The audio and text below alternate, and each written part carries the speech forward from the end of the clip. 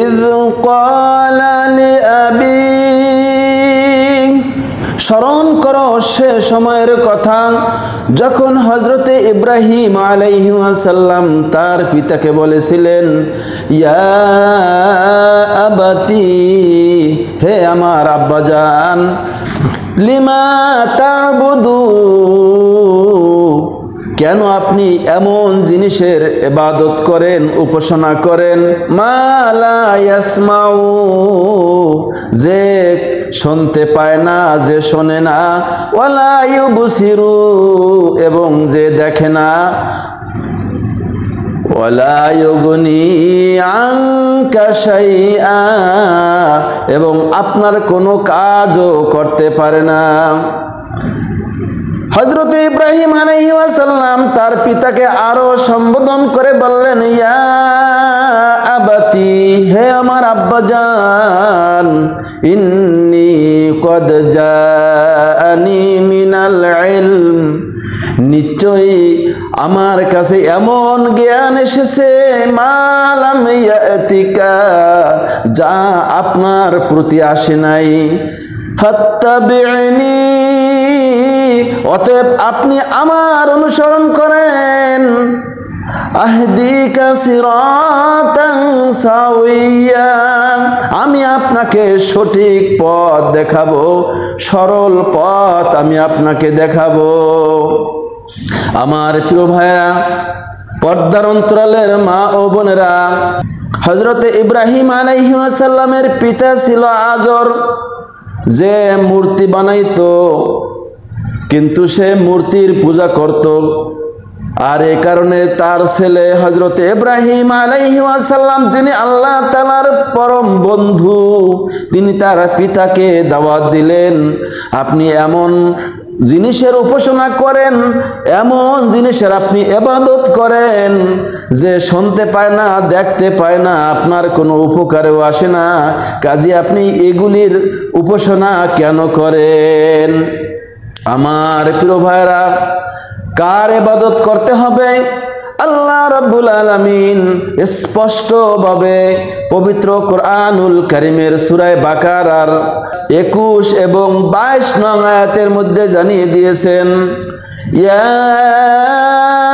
আইয়ুহান নাস, হে মানব মণ্ডলী, হে মানব জাতি, হে মানব সকল, উবুদু রাব্বাকুমুল্লাযী খালাকাকুম, তোমরা ওই রবের ইবাদত করো যিনি তোমাদেরকে সৃষ্টি করেছেন, ওয়াল্লাযীনা মিন ক্বাবলিকুম, এবং তোমাদের পূর্ববর্তী লোকদেরকেও যিনি সৃষ্টি করেছেন, লাআল্লাকুম তাত্তাকুন, যাতে করে তোমরা মুত্তাকি হতে পারো, সফল কাম হও। আল্লাযী জাআলা লাকুমুল আরদা ফিরাশা, আল্লাহ রাব্বুল আলামিন পরবর্তী 22 নং আয়াতের মধ্যে বলেন, তোমরা ওই রবের ইবাদত করো যিনি জমিনকে বিছানা স্বরূপ করে দিয়েছেন, ওয়াস-সামাআ বিনা,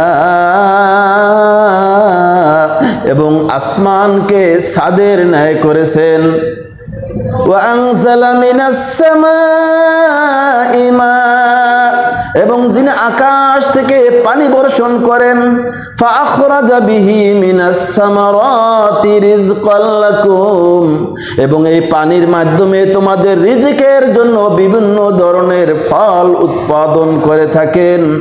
ফালা তাজআলু লিল্লাহি আনদাদাও ওয়া আনতুম তা'লামুন,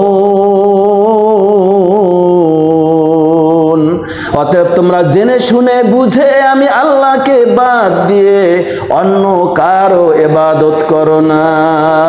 আমার প্রিয় ভাইরা, পর্দার অন্তরালের মা ও বোনেরা, তাহলে অত্র আয়াতের মধ্যে বুঝতে পেরেছেন কার ইবাদত করতে হবে।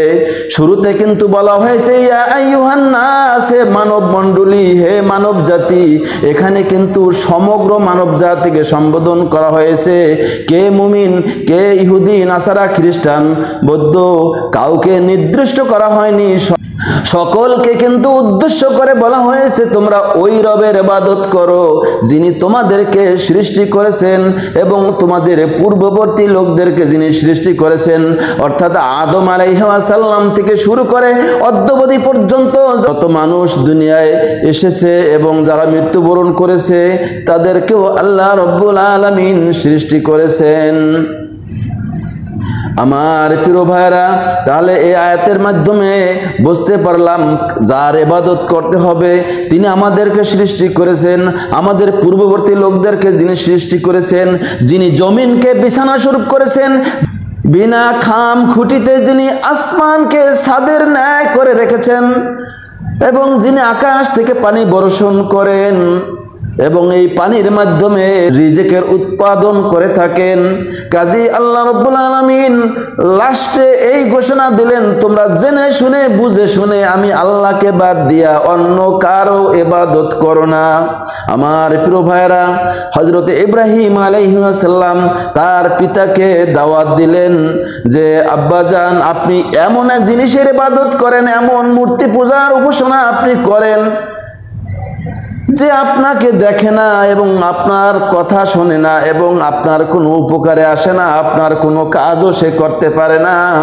এমন জিনিসের উপাসনা আপনি কেন করেন? এমন জিনিসের ইবাদত আপনি কেন করেন?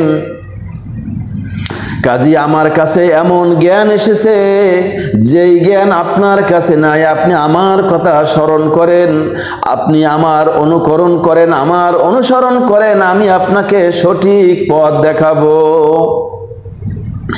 হযরত ইব্রাহিম আলাইহিস সালাম আরো বললেন, ইয়া আবাতি, হে আমার আব্বাজান, লা তা'বুদু শাইতান, আপনি শয়তানের উপাসনা করেন না, আপনি শয়তানের ইবাদত করবেন না।